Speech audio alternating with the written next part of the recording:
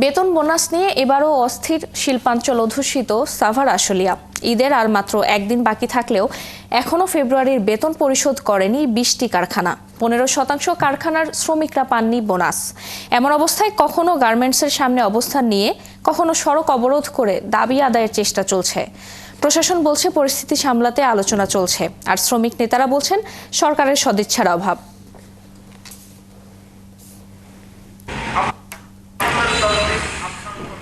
ময়মনসিংহের আসমা বেগম 1.5 বছর আগে কাজ নিয়েছিলেন আশুলিয়ার শেইন অ্যাপারলেসে।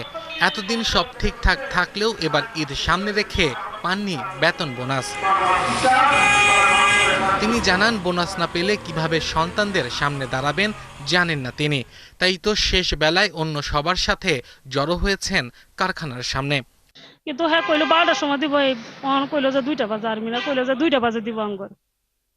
কিন্তু এই কষ্ট আঙ্গর থাক, মানে এই কষ্ট এখন 2 মাস ধরে আঙ্গর হইতাছে। একই অবস্থা পাবনার গোলাম মোস্তফার। এখন পর্যন্ত পরিবারের কারোর জন্য কিনতে পারেননি নতুন কাপড় কিংবা সেমাই। বাল বাচ্চা সবারই আছে, ঈদ আছে, সবাই চিন্তা ভাবনা করে হাসি খুশি আনন্দে বাড়ি চলে যাব, দেশের বাড়ি। কিন্তু আমাদের এই ভাগ্য নাই। আমাদের কষ্ট ভরা মন নিয়ে আমাদের এইখানে অবস্থান করতে হয়েছে। শিল্প পুলিশের দেয়া তথ্য মতে শুক্রবার পর্যন্ত সাভার আশুলিয়ায় বিজেএমইএ, বিকেএমইএ, বিটিএমএ ও ব্যবসার অধীন থাকা 585টি কারখানার মধ্যে ফেব্রুয়ারি বেতন পরিশোধ হয়েছে 566টি কারখানার। বোনাস দিয়েছে 85% এবং মার্চের বেতন দিয়েছে প্রায় 40%। যেই জায়গায় সমস্যা সমাধানের পথ আছে সেই পথটাকে আমরা আরো কিভাবে এক্সপিডিয়েট করা যায় এভাবে করে কিন্তু আমরা অনেকগুলি যেই বেতন বোনাস দেওয়ার সময় তাদের সুযোগ ছিল না, কিন্তু আমরা কিন্তু প্রবলেম সলভ করেছি। ঈদের আগেই গার্মেন্টস শ্রমিকদের বকেয়া বেতন বোনাস পরিশোধের আহ্বান জানান শ্রমিক নেতারা। আয়ের খাতটা কিন্তু এই দেশে কিন্তু সম্পূর্ণরূপে কিন্তু পোশাক শিল্পের উপর নির্ভর করে। কিন্তু সেই পোশাক শিল্প শ্রমিকরা যদি তাদের ঈদ আসা পূর্বেই যদি তাদের বকেয়া বেতনের জন্য শ্রম ভবনের সামনে যদি ধর্ণা ধরতে হয়, এর চেয়ে দুঃখজনক কিছু হতে পারে না। শিল্প পুলিশ জানিয়েছে 102টির মতো গার্মেন্টস ও টেক্সটাইল কারখানা শ্রমিকদের ফেব্রুয়ারি মাসের বেতন হয়নি। এছাড়া ঈদের বোনাস দেয়নি 299টি কারখানা। আব্দুল আল মামুন, 71। ঈদের আনন্দ নেই লক্ষ্মীপুরে উপকূলের জেলে পল্লীগুলোতে। জেলেরা জানান, জাটকা সংরক্ষণের জন্য 1 মার্চ থেকে 30 এপ্রিল পর্যন্ত 2 মাস মাছ ধরার নিষেধাজ্ঞা চলছে। এখন আয়ের পথ বন্ধ থাকায় স্ত্রী সন্তানদের ঈদের নতুন কাপড় তো দূরের কথা, ঈদের সেমাইও জোটাতে পারেননি জেলেরা। আতাউর রহমানের মনিরের তথ্য ও ছবিতে প্রতিবেদন। লক্ষ্মীপুরের রামগতির আলেকজান্ডার থেকে চাঁদপুরের 60 নলের 100 কিলোমিটার এলাকায় মেঘনার অভয় আশ্রমে চলছে 2 মাসের মাছ ধরার নিষেধাজ্ঞা। এই অবস্থায় ঈদের কোনো আনন্দ নেই এই 1.5 লক্ষ জেলে পরিবারগুলোতে। জেলেরা জানান, একে তো মৌসুমে আগের মতো মাছ পাওয়া যায় না, তার উপর 2 মাসের নিষেধাজ্ঞায় ছেলে মেয়েদের নতুন জামা কাপড় তো দূরের কথা, ঈদের সেমাই খাবারও জোটাতে পারেননি। আমরা যে কিছু কেনাকাটা করুম, পোলান ছাউনিলে কিছু আনুম, তাও আনতে পারি না। 3টা মাথার কিস্তি, 4 লাখ টাকার কিস্তি ধরা খাইছে। আবার আমার স্বামী অসুস্থ আছিল, ওর স্বামী নাই, ওর বাচ্চা চাইতে সাইকে। এরকম না, অনেক অনেক ফ্যামিলির মানুষ আছে এখানে, তো কম মানুষ দেখছেন, তার চেয়ে বেশি মানুষ আছে এই জায়গায়। 10 টাকার একটা সেমাই নাই, তাহলে 1 প্যাকেট লুডুস, মানে কোনো কিছু ফলে না কিনি খাবাইতে পারি না। গরিবের পয়সা থাকলে ঈদ, না থাকলে ঈদ। আমরা কিভাবে বাঁচতে পারি, কিভাবে থাকতে পারি, কিভাবে চলতে পারি, আমাদের সরকারের কাছে এটা হলো আমাদের আবেদন। 60 বছরের বৃদ্ধ সিরাজ মিয়া জানান, মাছ ধরা ছাড়া আর কোনো কাজ শিখতে পারেননি জীবনে, তাই এখন তার জীবন কাটছে কষ্টে।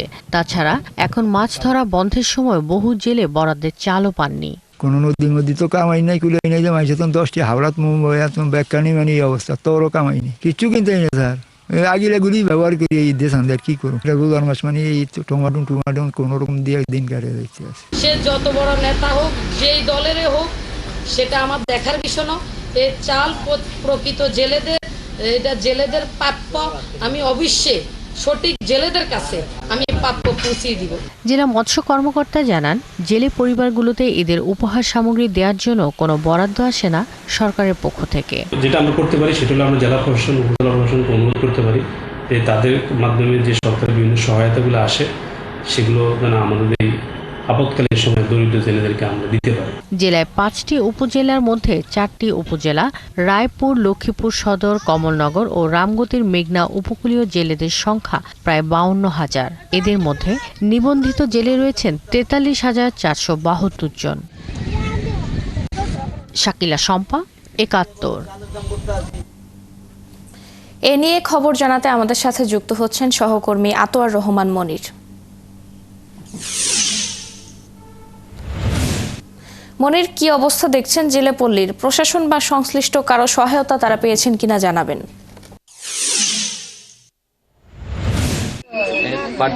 ফারজানা, আমি এই মুহূর্তে আছি লক্ষ্মীপুর চররমণী মোহন এই এলাকায়, অর্থাৎ আমার যে পিছনে অংশ আপনি দেখবেন এই অংশে এই জায়গায় যে এই যে কয়েকদিন পরেই অর্থাৎ যে ঈদ, এই ঈদের আমেজ এই তাদের মাঝে নেই এবং বিগত সময়ে এই যে জেলেদেরকে সহায়তা দেওয়া হতো, পাশাপাশি এখানকার যারা এবং হতদরিদ্র এবং গরিব যাদের এবং চলাফেরার মতো অবস্থান নাই এবং তাদের জন্য খাদ্য সহায়তাও দেওয়া হতো 10 কেজি করে চাল। এই বছর তারা সেই চাল পাননি এবং আমি কথা বলেছি কয়েকজন জেলের সাথে এবং তারা বলছেন যে একই তো তাদের এই রমজান, আরেকদিকে তাদের এই নিষেধাজ্ঞার কারণে তারা অনেকটাই ধার দেনা এবং আর্থিকভাবে ক্ষতিগ্রস্ত হয়েছেন।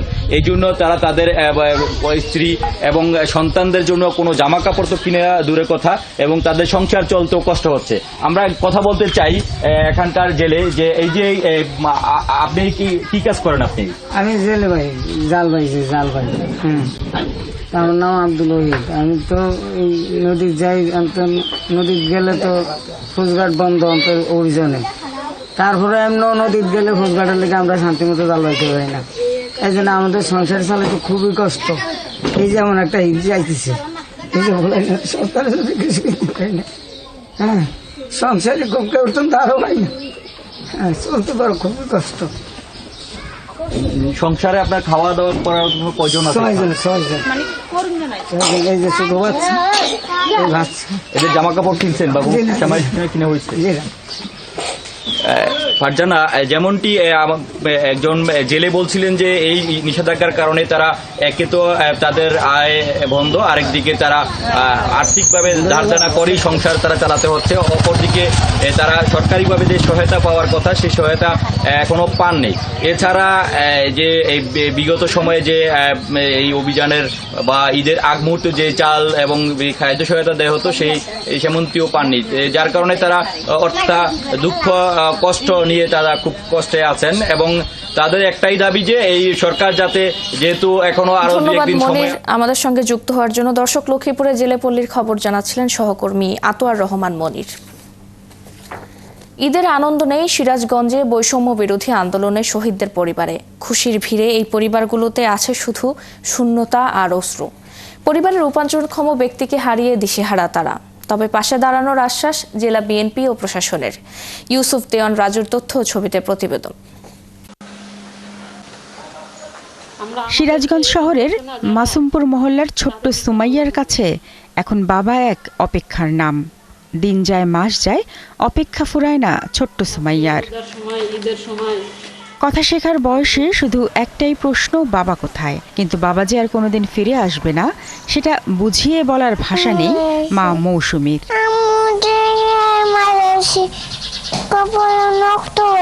গেল 4 আগস্ট পরিবারটির সব উৎসবের রং মুছে দিয়েছে একটি বুলেট। বৈষম্য বিরোধী আন্দোলনে সিরাজগঞ্জ শহরের SS রোড এলাকায় সংঘর্ষের সময় গুলিবিদ্ধ হয়ে মারা যান যুবদল নেতা সোহানুর রহমান রঞ্জু। গুলির পরও নির্মমভাবে কুপিয়ে হত্যা করা হয় তাকে। স্বামীকে হারিয়ে দিশেহারা মৌসুমী খাতুন। আমার তো আর ইনকামের কোনো সোর্স নাই এবং আমার মাথার উপরে আমার স্বামী ছাড়া অন্য কেউ ছিল না। সেই ক্ষেত্রে আমার সরকারের কাছে আবেদন, ওনারা যেন আমার একটা কর্মসংস্থানের ব্যবস্থা করে দেন। শুধু রঞ্জুর পরিবার নয়, একইভাবে ঈদের আনন্দ নেই শহরের একডালা গ্রামের শহীদ আব্দুল লতিফ এবং কোলগয়লার শহীদ সুমনের পরিবারে। আমাদের ঈদ নাই, খুব দুঃখ কষ্ট এবং আমাদের দেখার মতন মানুষ নাই। আমরা লতিফের মৃত্যুর জন্য আমরা সরকারের কাছে বিচার চাই। শহীদ পরিবারগুলোর পাশে থাকার আশ্বাস দিয়েছেন জেলা বিএনপির সাধারণ সম্পাদক নেতা জনাব তারেক রহমান। ইতিমধ্যেই যারা গুম খুন হয়েছে অতীতের এবং জুলাই আগস্টের যে 13 জন শহীদ হয়েছে তাদের লিস্ট করে তাদেরকে অনুদান দেওয়ার জন্য আমাদের কাছে ইতিমধ্যেই একটা ঈদ উপহার পাঠিয়ে দিয়েছে।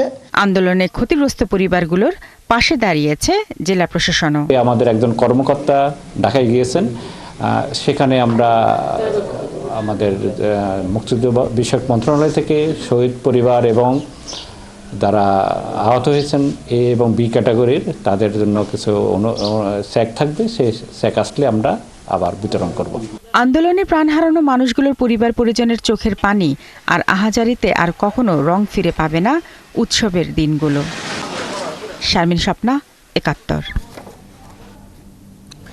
পরিবারের সঙ্গে ঈদ উদযাপন করতে শহর ছেড়ে গ্রামের পথে কর্মজীবী মানুষেরা। বিভিন্ন পয়েন্টে থেমে থেমে সৃষ্টি হচ্ছে যানজট, তবে তা বেশিক্ষণ স্থায়ী হচ্ছে না। সকাল থেকে ঢাকা টাঙ্গাইল মহাসড়কের কালিয়াকৈর উপজেলার চন্দ্রা ও ঢাকা ময়মনসিংহ মহাসড়কের চান্দনা চৌরাস্তা এলাকায় যানবাহনের চাপ বেড়েছে কয়েক গুণ।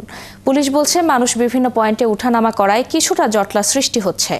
চাপ থাকলেও যানবাহন চলাচল স্বাভাবিক রয়েছে। যমুনা সেতু মহাসড়কে যানবাহনের চাপ বাড়লেও নেই যানজট। পোশাকধারী পুলিশ ছাড়া সাদা পোশাকেও পুলিশ সদস্যরা দায়িত্ব পালন করছেন।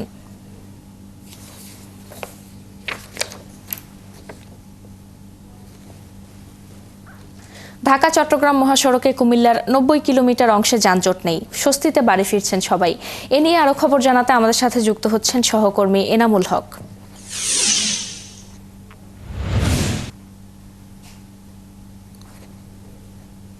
এনামুল, ঈদ যাত্রা নির্বিঘ্ন করতে কি ধরনের ব্যবস্থা দেখছেন, প্রশাসন কি বলছে? মূলত প্রশাসন বলছে ঢাকা চট্টগ্রাম মহাসড়ক একটি স্বস্তিদায়ক ঈদ যাত্রা হবে। তার কারণ হচ্ছে ঢাকা চট্টগ্রাম মহাসড়কের প্রায় ৯০ কিলোমিটার এলাকায় ১২টি হটস্পট করা হয়েছে।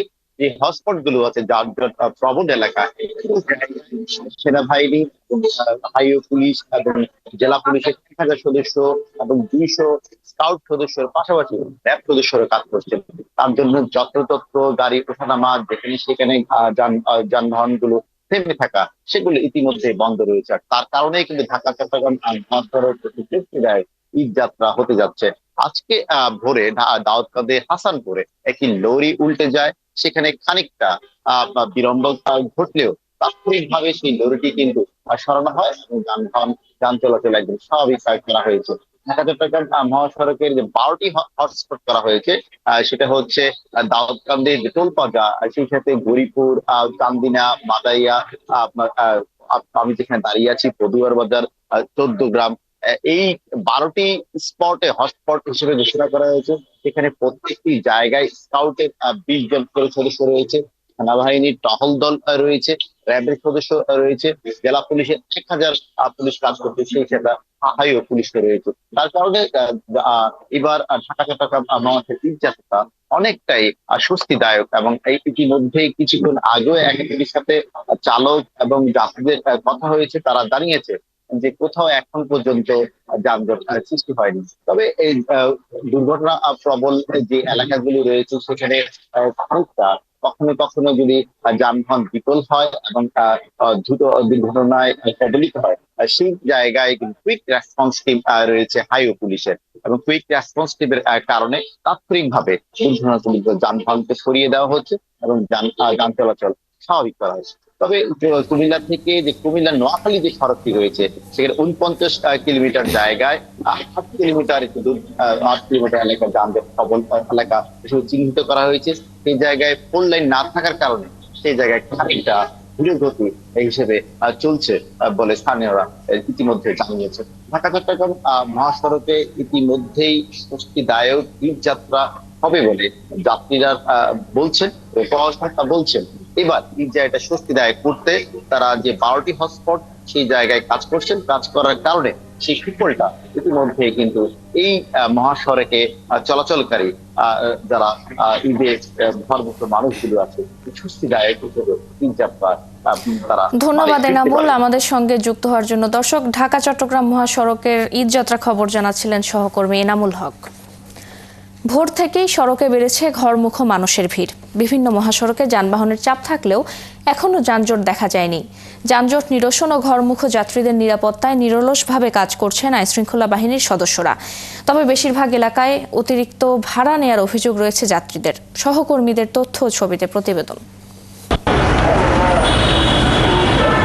যাত্রায় ভোর থেকেই গাজীপুরের ঢাকা ময়মনসিংহ ও ঢাকা টাঙ্গাইল মহাসড়কে যাত্রীদের ঢল নেমেছে। চান্দনা চৌরাস্তা ও চন্দ্রা মোড়ে গাড়ির চাপ থাকায় কিছুটা ধীর গতিতে চলছে যানবাহন। তবে যানজট নিরসন ও ঘরমুখো যাত্রীদের নিরাপত্তায় পুলিশ, কমিউনিটি পুলিশ সহ বিভিন্ন আইন শৃঙ্খলা বাহিনীর সদস্যরা কাজ করছেন। এদিকে উত্তরবঙ্গ ও উত্তরাঞ্চলের বিভিন্ন রুটে অতিরিক্ত ভাড়া নেয়ার অভিযোগ রয়েছে যাত্রীদের। পরিবারের সঙ্গে ঈদের ছুটি কাটাতে বাড়ি ফিরছেন উত্তরের ঘরমুখো মানুষ। মহাসড়কে যানবাহনের চাপ থাকলেও নেই কোনো যানজট, ভোগান্তি ছাড়াই বাড়ি ফিরছেন মানুষ। যাইতে আসতে কোনো ঝামেলা নাই, অত্যন্ত রাস্তাঘাটের সুযোগ সুবিধা ভালো আছে। সকালে রওনা হয়েছি, যানজট নাই তেমন, এসে সকাল সকালে পৌঁছাইছি। আমরা মহাসড়কে সিএনজি, রিক্সা, ভ্যান এগুলো উঠতে দিচ্ছি না, যদি কেউ ওঠে কঠোর আইনগত ব্যবস্থা নেওয়া হচ্ছে। এদিকে ঢাকা টাঙ্গাইল যমুনা সেতু মহাসড়কে যানবাহনের চাপ বাড়লেও স্বাভাবিক গতিতেই চলছে যানবাহন। মহাসড়কে যান চলাচল স্বাভাবিক রাখতে জেলা পুলিশ নিরলস কাজ করছে। যানজটই নাই কোনো, যারা দায়িত্ব পালন করছে তাদেরকে অনেক ধন্যবাদ। বিগত 25 বছর যাবৎ ঢাকা থেকে এই টাঙ্গাইলে আসি এবং এই মহাসড়ক ধরেই আসি। এইবারই প্রথম আমি কোনো হ্যাসেল মুক্তভাবে আমার কর্মস্থলে এসে কাজ করতে পারছি। এখন পর্যন্ত কোনো ধরনের যানজটের সৃষ্টি হয় নাই, মহাসড়ক খুব ভালো আছে। ঈদ যাত্রায় শুক্রবার ভোর থেকে পদ্মা সেতুর মুন্সিগঞ্জের মাওয়া প্রান্তে যানবাহনের চাপ বাড়ে। সেতু পার হবার অপেক্ষায় শত শত মোটরসাইকেলের সারি বাঁধে। এর সাথে যাত্রীবাহী বাসের সংখ্যাও বাড়ে। তবে আলাদা টোল কাউন্টার থাকায় বেলা বাড়ার সঙ্গে সঙ্গে চাপ কমতে থাকে। ঢাকা চট্টগ্রাম মহাসড়কে আজ ভোরে গাড়ির চাপ থাকলেও মহাসড়কের কুমিল্লা অংশের 105 কিলোমিটার এলাকার কোথাও দীর্ঘ যানজট দেখা যায়নি। তো যানজট নাই, রাস্তা একদম ক্লিয়ার, সুন্দরভাবে চলে আসতে পারছি 2 ঘন্টায়। ইফতারির টাইমে হয়তো বড় বড় স্টপেজগুলোতে মানে সামান্য একটু জ্যামজট থাকে আর কি, স্টপেজ মেন স্টপেজগুলোতে।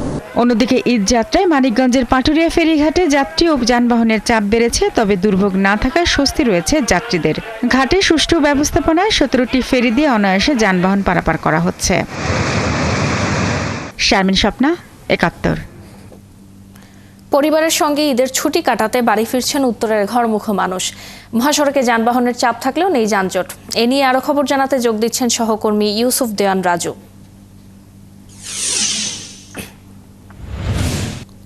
রাজু, কি পরিস্থিতি দেখছেন সড়কে, যাত্রীরা কি বলছেন, আর মহাসড়কে নিরাপত্তা নিয়ে হাইওয়ে পুলিশ কি ধরনের ব্যবস্থা নিয়েছে জানাবেন।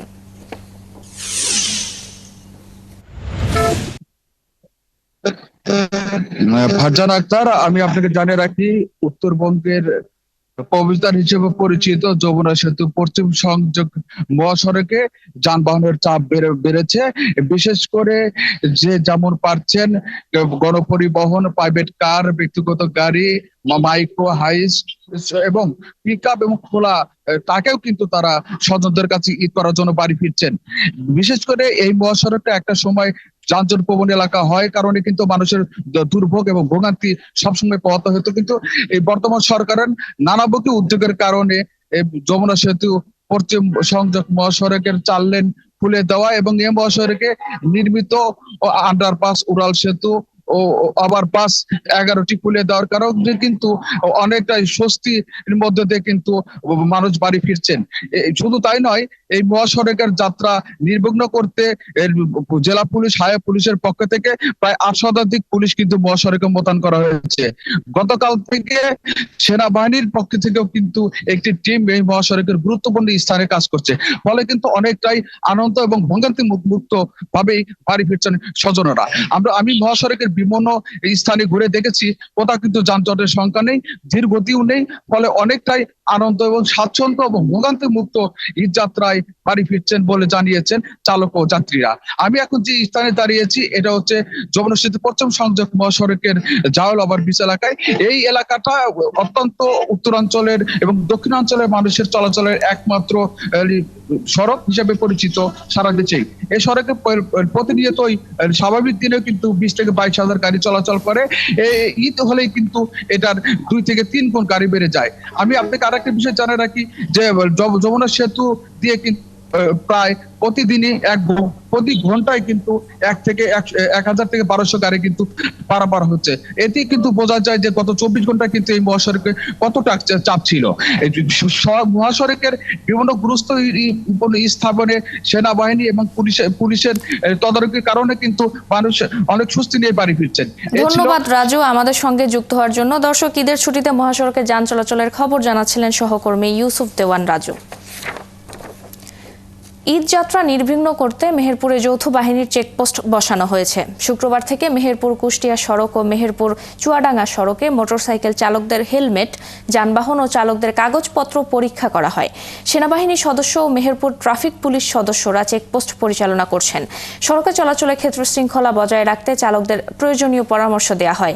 একই সাথে নিরাপদে বাড়ি ফিরতে মোটরসাইকেল চালক ও আরোহীদের হেলমেটবিহীন চলাচলে কঠোর বার্তা দেওয়া হয় চেকপোস্ট থেকে।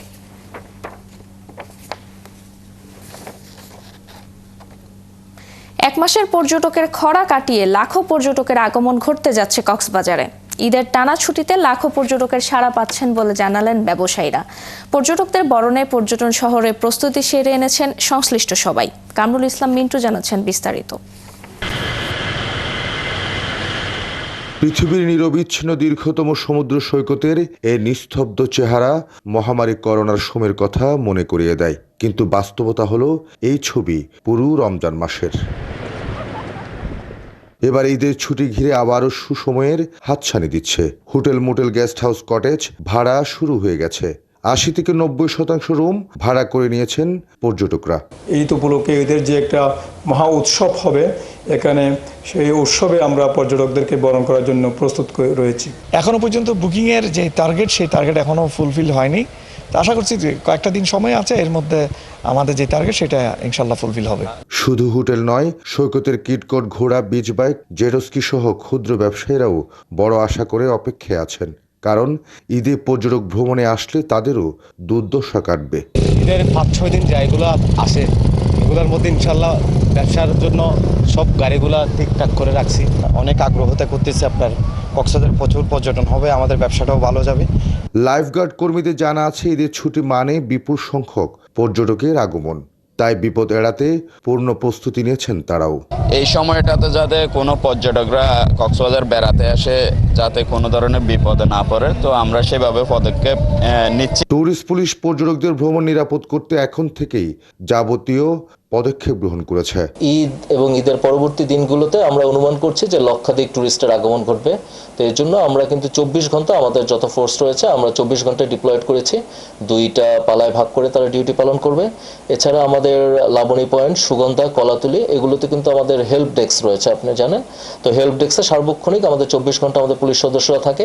টানা কয়েকদিনের ছুটিতে কক্সবাজারের পর্যটকের সংখ্যা 5 লাখের বেশি হবে বলে আশা করছেন পর্যটন ব্যবসায়ীরা। কামরুল ইসলাম মিন্টু, 71, কক্সবাজার।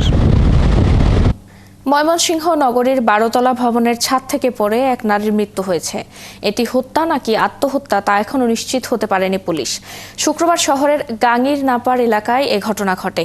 ময়মনসিংহ কোতোয়ালি মডেল থানার ভারপ্রাপ্ত কর্মকর্তা শফিকুল ইসলাম সিসিটিভির ফুটেজ দেখে জানান, খবর পেয়ে মরদেহ উদ্ধার করা হয়েছে। এটি হত্যা নাকি আত্মহত্যা তা জানতে তদন্ত চলছে। মেয়েটি দুপুরে ভবনের 12তলার ছাদে ওঠে। ওই নারীর বয়স আনুমানিক 22 বছর। তিনি ওই ভবনে বসবাস করতেন না।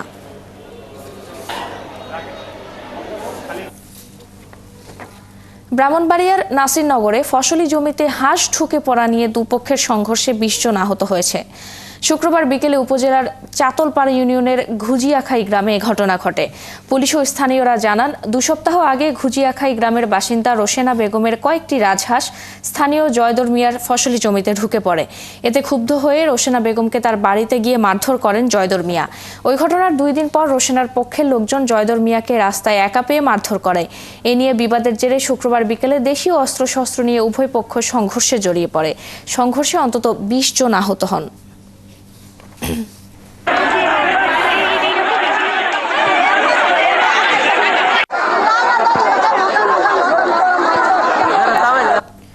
সুনামগঞ্জের শান্তিগঞ্জে বাড়ির সীমানা নিয়ে বিরোধের জের ধরে দুপক্ষের সংঘর্ষে 2 নারী সহ 10 জন আহত হয়েছে। শান্তিগঞ্জ উপজেলার ভারপ্রাপ্ত কর্মকর্তা আকরাম আলী জানান, বীরগাঁও পূর্বপাড়া গ্রামের মনসব আলী ও কামরুল হাসানের মধ্যে বাড়ির সীমানা নিয়ে বিরোধ দীর্ঘদিনের। শুক্রবার রাতে দুপক্ষের লোকদের মধ্যে কথা কাটাকাটি হয়। এক পর্যায়ে তা সংঘর্ষের রূপ নেয়। এতে 2 নারী সহ উভয় পক্ষের অন্তত 10 জন আহত হন। আহতদের সুনামগঞ্জ সদর হাসপাতালে ভর্তি করা হয়েছে। চুয়াডাঙ্গার পৌর এলাকায় 16 বছরের এক কিশোরীকে ধর্ষণের চেষ্টার অভিযোগে আরিফুল ইসলাম শিশির নামে একজনকে গ্রেপ্তার করেছে পুলিশ। সদর থানার ভারপ্রাপ্ত কর্মকর্তা খালেদুর রহমান জানান, শুক্রবার দুপুরে ওই কিশোরী নুডলস কিনতে বাড়ি থেকে বের হয়। তাকে রাস্তায় একা পেয়ে আরিফুল যৌন নিপীড়ন করে এবং তাকে টেনে একটি দোকানের ভিতরে নেওয়ার চেষ্টা করে। এ সময় কিশোরী চিৎকারে আশেপাশের লোকজন ছুটে আসে এবং অভিযুক্তকে আটকের পর পুলিশে দেয়। আটক আরিফুলকে বিকেলে আদালতে সোপর্দ করা হয়েছে।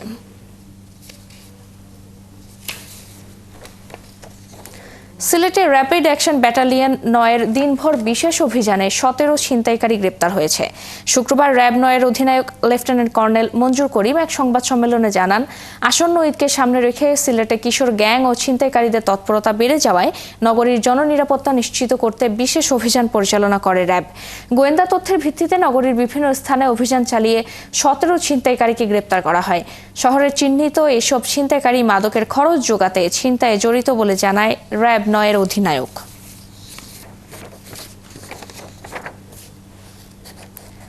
জামালপুরের সরিষাবাড়িতে আক্তারা বেগম নামে এক গৃহবধূর ঝুলন্ত মৃতদেহ উদ্ধার করেছে পুলিশ। এ ঘটনায় জিজ্ঞাসাবাদের জন্য নিহতের স্বামী শান্ত মিয়া সহ 4 জনকে আটক করা হয়েছে। সরিষাবাড়ি থানার অফিসার ইনচার্জ চাঁদ মিয়া জানান, শুক্রবার সকালে উপজেলার পগল দীঘা ইউনিয়নের চকপাড়া এলাকার একটি পরিত্যক্ত জমিতে গাছের সঙ্গে ঝুলন্ত অবস্থায় তার মরদেহ উদ্ধার করা হয়। নিহতের স্বজনরা বলেন, বিয়ের পর থেকেই ছেলে সন্তান না হওয়ায় পারিবারিক কলহ চলছিল। এ নিয়ে অনেকটা অসুস্থ হয়ে পড়েছিলেন আক্তারা বেগম। বৃহস্পতিবার তিনি শ্বশুরবাড়ি থেকে নিখোঁজ হন। পরে শুক্রবার সকালে তার মৃতদেহ পাওয়া যায়।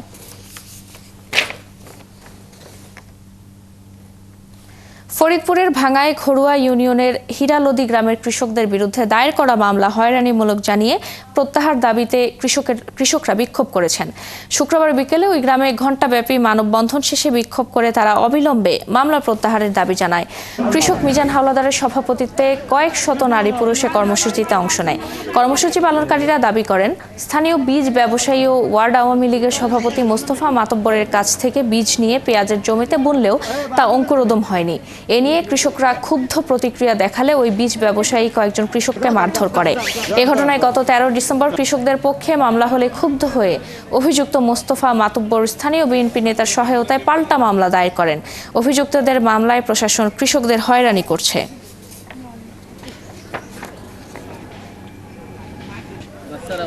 নাটোরে একটি পুকুর থেকে 4টি শটগান সহ 6টি আগ্নেয়াস্ত্র উদ্ধার করেছে পুলিশ। নাটোরের অতিরিক্ত পুলিশ সুপার মাহমুদা শারমিন নেলি জানান, শুক্রবার বিকেলে সদর হাসপাতালের সামনে কান্দিভিটুয়া এলাকার তালাবঘাট পুকুর থেকে এই অস্ত্র উদ্ধার করা হয়। সকালে পুকুরে 2 জন ছেলে বড়শি দিয়ে মাছ ধরার সময় হঠাৎ বড়শিটি পানির নিচে আটকে যায়। পরে তারা বড়শি ছুটাতে পানিতে নামলে কম্বলে মোড়ানো একটি ইয়ারগান ও এক দোনালা বন্দুক পায়। পরে ডুবুরি দল পুরো পুকুর খুঁজে আরও 2টো পাট ছাড়া ও 2টি পাট সহ মোট 4টি শটগান পাওয়া যায়। পুরো পুকুরের পানি ছেঁচে অস্ত্র উদ্ধার অভিযান হবে বলেও জানান ডুবুরি কর্মকর্তা।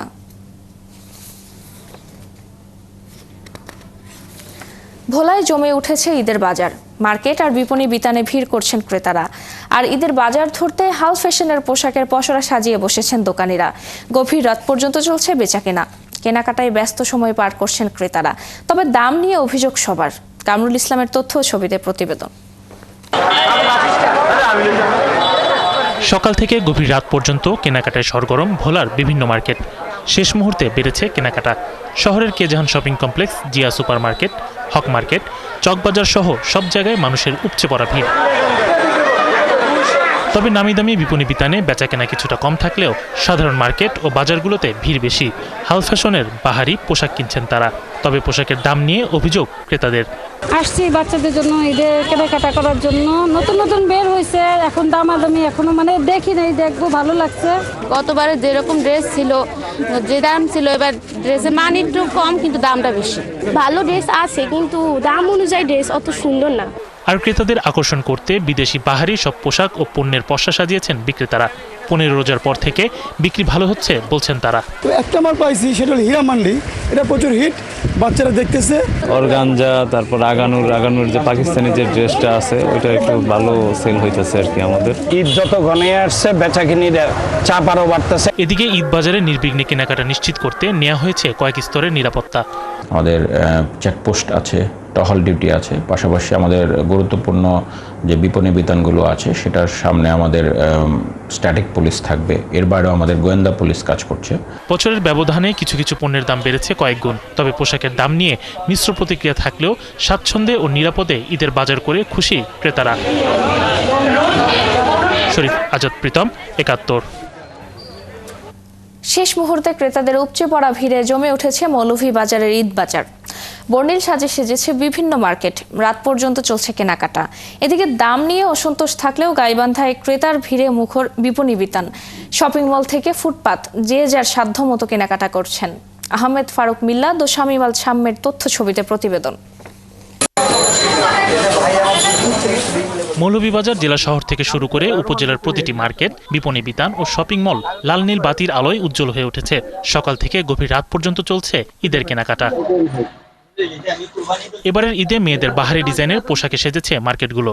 আছে ছেলে পাঞ্জাবি, ফতুয়া, টি শার্ট ও জিন্স। সাধ্যের মধ্যে পছন্দের পোশাক সহ প্রয়োজনীয় পণ্য কিনছেন ক্রেতারা। গতকালকে একটা পাঞ্জাবি লইছি, আজকে বড় ভাই লাইলে ভালো লাগাইছি। বাবা তো নাই, বড় ভাই লাগি পাঞ্জাবি দাম আইছে। প্রাইজের ভিতরেই আছে, মোটামুটি সামর্থ্যের ভিতরেই আছে। ভাল লাগছে ভাই, সব দিক দিয়ে পাঞ্জাবি কিনছি আমি, ফেব্রিক্স গুলো ভাল লাগছে, আরামদায়ক আছে। কেনাকাটা জমে ওঠায় খুশি বিক্রেতারা। বলছেন পোশাকের দাম এবছর ক্রেতাদের নাগালের মধ্যেই রয়েছে। কাস্টমারের চায় আমাদের কাছে সুলভ মূল্যে জিনিস একটু ভালো হবে, দাম তার একটু কম হবে, এবং সেইভাবে আমরা কালেকশন করেছি। কোয়ান্টিটি থেকে আমরা কোয়ালিটিটা বেটার, কারণ কোয়ালিটি দেখার দাম অনুযায়ী কোয়ালিটি ভালো হয়। আলহামদুলিল্লাহ সবাই আমরা কাজটা কিনে। কাস্টমার মোটামুটি ঠিক আছে, সবকিছুই ভালো। আগের মতো থেকে জিনিসপত্রের দাম কম আছে। কাস্টমার তুলনায় আমাদের মাল রেট কম আছে, আমরা ব্যস্ত স্বাচ্ছন্দ্য বোধ করতেছি, কাস্টমার নিয়ে আনন্দ পাইতেছে। গাইবান্ধার সব শপিং মল ও মার্কেটে এখন ক্রেতাদের উপচে পড়া ভিড়। বিশেষ করে সুপারমার্কেটে নারী ক্রেতার সংখ্যা বেড়েছে। বাহারি ডিজাইনের, হাল ফ্যাশনের সব পোশাক কিনছেন তারা। তবে দাম নিয়ে অভিযোগও রয়েছে। মার্কেটে আসার পরে মোটামুটি দাম গতবারের তুলনায় এবারে একটু বেশি, গতবার একটু কম ছিল। গতবার যে জিনিস 500 টাকা দিয়ে কিনছে, এবার সেই জিনিস 1500 টাকা। যেখানে যাচ্ছি সেখানে দাম বেশি, কারণ আগের বারের থেকে এবারে মনে হচ্ছে যে দাম আরো বেশি। যেখানে যাচ্ছি যদি 1500 টাকার জিনিস, সেখানে 3000 4000 টাকা দাম বেশি যাচ্ছে সব জায়গায়। বিক্রেতারাও ক্রেতাদের পেয়ে দাম হাঁকাচ্ছেন ইচ্ছে মতো। দর কষাকষি করেই চলছে কেনাকাটা। কালেকশন আছে, নায়রা, খারারা, আলেয়া, বিভিন্ন রকমের বাচ্চাদের আছে, বড়দেরও আছে। এখন তো নতুন যে জামাগুলো নামছে, জামাগুলো হচ্ছে আফগান নায়রা, আবার হচ্ছে আলিয়া নায়রা, আবার কাপ্তান নায়রা, এগুলাই পাঞ্জাবি, শার্ট, প্যান্ট সবই আছে। আমাদের মালের কালেকশনও মোটামুটি খুব ভালো, এটার মালের রেট একটু বেশি। ক্রেতারা কিনতে এসে একটু এই হাফসুল খাওয়া যাচ্ছে, তো তাও ওরা নিচ্ছে। সাধ্যের মধ্যে পোশাক কিনতে অনেকে ভিড় করছেন ফুটপাতের দোকানগুলোতে। এই বেচা কেনা চলবে চাঁদ রাত পর্যন্ত। শরীফ আজাদ, প্রীতম, ৭১। বগুড়ার প্রসিদ্ধ চিকন ও লাচ্ছা সেমাই দেশের গণ্ডি পেরিয়ে বাইরেও ছড়িয়েছে সুনাম। স্বাদে মানে সেরা হওয়ায় ঈদকে কেন্দ্র করে কারখানাগুলোতে ব্যস্ত কারিগররা। গত বছরের তুলনায় সেমাই লাচ্ছার উৎপাদন খরচ না বাড়ায় ব্যবসায়ীরা যেমন স্বস্তিতে আছেন, তেমনি পাইকারি ও খুচরা বাজারেও বাড়েনি দাম। এবছর প্রায় 400 কোটি টাকার সেমাই বিক্রির আশা করছেন ব্যবসায়ীরা। এস এম আবু সাইদের প্রতিবেদন, ছবি তুলেছেন মাসুদ বাবু। বাংলাদেশের ঈদে সেমাই খাওয়ার রীতি বছরের পর বছর। সনাতনী পদ্ধতি ছেড়ে এখন অটোমেটিক পদ্ধতিতে মিক্সচার মেশিনে ময়দার খামির দেওয়ার পর কারিগরদের হাতের দক্ষতায় তৈরি হচ্ছে লাচ্ছা সেমাই। এসব সেমাই উত্তরাঞ্চল, ঢাকা, চট্টগ্রাম, বরিশাল, সিলেট সহ দেশের সব জেলায় চলে যায়। জেলায় ব্র্যান্ড কারখানা আছে 8 থেকে 10টি। এছাড়া নন ব্র্যান্ড কারখানা অধিকাংশই মৌসুমি ব্যবসায়ী। লাচ্চাগুলো যেগুলো তৈরি হয় এগুলো প্রায় স্পেশাল ময়দা দিয়ে তৈরি হয়।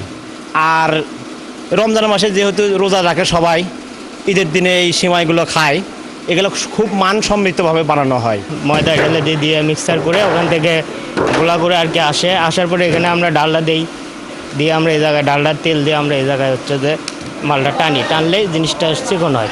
এবার এখান থেকে আমরা খুব নিপুণভাবে, খুব সূক্ষ্মভাবে একটু মানে বেশি কড়াও না বেশি হালকাও না, ঠিক আছে, মিডিয়াম একটা ভাজা দিই। এই ভাজাতে খুব অনেক মানে মালটা টেস্ট হয়। ব্যবসায়ী নেতারা বলছেন সরকারি পৃষ্ঠপোষকতা পেলে লাচ্ছা সেমাইয়ের ব্যবসাকে আরও সম্প্রসারণ করা সম্ভব। এখন পুকুরে ছাড়াও দেখা যাচ্ছে যে আমাদের বাংলাদেশে বিভিন্ন জায়গায় লাচ্চাটা উৎপাদন হয় এবং সরকার যদি এই শিল্পটাতে হেল্প করে এবং আরেকটু হেল্প করে তাহলে দেখা যাবে এটা এক সময় সারা বাংলাদেশেরই একটা জনপ্রিয় খাবার হিসেবে প্রচলিত হবে। ট্রেনিংয়ের ব্যবস্থা করে এবং এক্সপোর্টের সকল জটিলতা যদি একটু কমে দিয়ে যদি সহজভাবে যদি এক্সপোর্ট করা যায় তাহলে আমার মনে হয় শুধু দেশের বাজারে কেন আমরা 400 কোটি কেন আমরা বাইরে থেকে বৈদেশিক মতো অর্জন করতে পারবো। এদিকে ব্যবসায়ীদের সরকারি পৃষ্ঠপোষকতা দেওয়ার আশ্বাস দিয়েছেন বিসিক কর্মকর্তা। আমাদের পক্ষ থেকে যে ধরনের সহযোগিতা তাদের প্রয়োজন হয় আমরা সেটি দিয়েছি এবং বাইরের উদ্যোক্তা যারা আছে তাদের ক্ষেত্রেও আমরা ঋণ সহ বিভিন্ন সহযোগিতা দিয়েছি। তারপরে যদি কোনো উদ্যোক্তার কোনো সহযোগিতা লাগে আমরা বিসিক থেকে সেটি নীতিমালা অনুযায়ী দেওয়ার জন্য প্রস্তুত আছি। Bogura bread, biscuit and confectionery মালিক সমিতির তথ্য মতে জেলায় প্রতি বছর ঈদের বাজারে অন্তত 250টি কারখানায় প্রায় 17,000 মেট্রিক টন লাচ্ছা সেমাই উৎপাদন হয়। S M Abu Saeed, 71, Bogura. চলছে দেশযোগ, ফিরছি বিরতির পর 71-এর সাথেই থাকুন। চীনের পিকিং বিশ্ববিদ্যালয়ে বক্তব্য রাখছেন ডক্টর মোহাম্মদ ইউনুস, সরাসরি যাচ্ছে সেখানে। University should be preparing young people to go out and become successful entrepreneurs, not job seekers.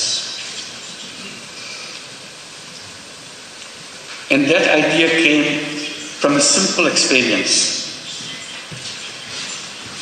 I started as a small initiative with a handful of women in a village next to the university where I was teaching in Bangladesh.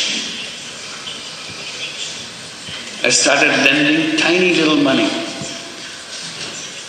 to the poorest women that the world has ever known, just to make sure she feels that she can handle this money and change her life.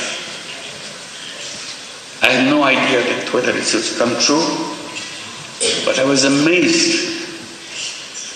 how these illiterate, poor women could use tiny little money, $10, $20 worth of money, and did a very successful way of paying back and change her income situation. And she continued to pursue them round after round and change her life. And it turned into millions of women all over Bangladesh, and with perfect record. That convinced me totally.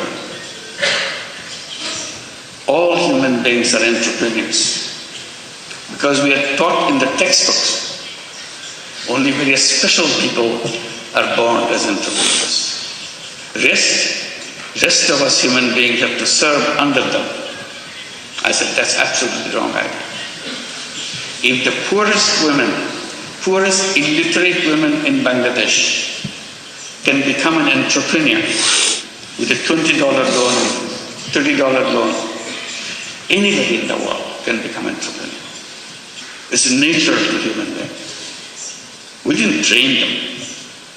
We didn't tell them how to run a business. She figured it out all by herself, because it is innate part of a human being. So that continues with a bigger question to me. What should be the purpose of education? And I keep coming back. Purpose of education is to enable to go out and bring that all creative capacity to change the world. And universities and educational institution is not only a place to learn what happened, also imagine. Imagination is the greatest power on earth. If you imagine, it will happen. If you don't imagine, it will never happen. If you look back, things happen because somebody imagined it. Imagine something big something unheard of, something you never dare to hope that it will work. But you imagine and stay with it. If you stay with it will happen. So that is the greatest power. Imagination is more powerful than anything you can bring together. So I follow that, encourage young people like you, along with what you are learning, imagine. Dare to imagine the most odd thing that you ever thought. Most necessary thing, the thing it could be done. দর্শক, চীনের Peking বিশ্ববিদ্যালয়ে বক্তব্য রাখছেন doctor Mohammad Yunus. আমরা এতক্ষণ সরাসরি যুক্ত ছিলাম সেখানে। নারায়ণগঞ্জের সোনারগাঁওয়ে বিএনপি চেয়ারপারসন বেগম খালেদা জিয়ার সুস্থতা কামনায় দোয়া ও ইফতার মাহফিল হয়েছে। শুক্রবার বিকেলে সোনারগাঁওয়ের কাজপুরে এই আয়োজন হয়। এতে প্রধান অতিথি হিসেবে উপস্থিত ছিলেন নারায়ণগঞ্জ জেলা বিএনপির আহ্বায়ক কমিটির সদস্য সেলিম হক। এ সময় তিনি বলেন, বিএনপির ভারপ্রাপ্ত চেয়ারম্যান তারেক রহমানের নির্দেশে নেতাদের মূল্যায়ন ঐক্যবদ্ধ হয়ে দলকে সুগঠিত করতে হবে, সেই সাথে সাধারণ মানুষের জন্য কাজ করতে হবে। 90 সালের গণ অভ্যুত্থানে সংস্কারের কথা বললেও নির্বাচিত সরকার সেই কথা রাখেনি। তাই এনসিপি চায় না এবার আর জনগণের সঙ্গে কেউ প্রতারণার সুযোগ পাক, এমনটি মন্তব্য করেছেন জাতীয় নাগরিক পার্টির আহ্বায়ক নাহিদ ইসলাম। শুক্রবার সন্ধ্যায় সিরাজগঞ্জ শহরের বাজার স্টেশন বিজয় সৌধ চত্বরে এনসিপি আয়োজিত ইফতার মাহফিলে প্রধান অতিথির বক্তব্যে ভার্চুয়ালি যুক্ত হয়ে এসব কথা বলেন তিনি। জুলাই অভ্যুত্থানে শহীদ পরিবার, আহত বিভিন্ন রাজনীতিবিদ, নাগরিক সমাজ ও পেশাজীবীদের সম্মানে এই ইফতার মাহফিল হয়। এতে যুক্ত হয়ে নাহিদ ইসলাম বলেন, গত 15 বছরে যে ধরনের অন্যায়, নিপীড়ন ও নির্যাতন চলেছে, জুলাই আন্দোলনে যে হত্যাকাণ্ড চলেছে, এর বিচার ছাড়াই নির্বাচন হলে নির্বাচন পরবর্তী সময়ে বিচার প্রক্রিয়া চলমান থাকবে, এর কোনো নিশ্চয়তা নেই। তাই জাতীয় নাগরিক পার্টির পক্ষ থেকে বিচার, সংস্কার ও গণপরিষদ নির্বাচনের মাধ্যমে নতুন সংবিধানের কথা বলা হচ্ছে। আন্দোলনে আহত হয়েছিলেন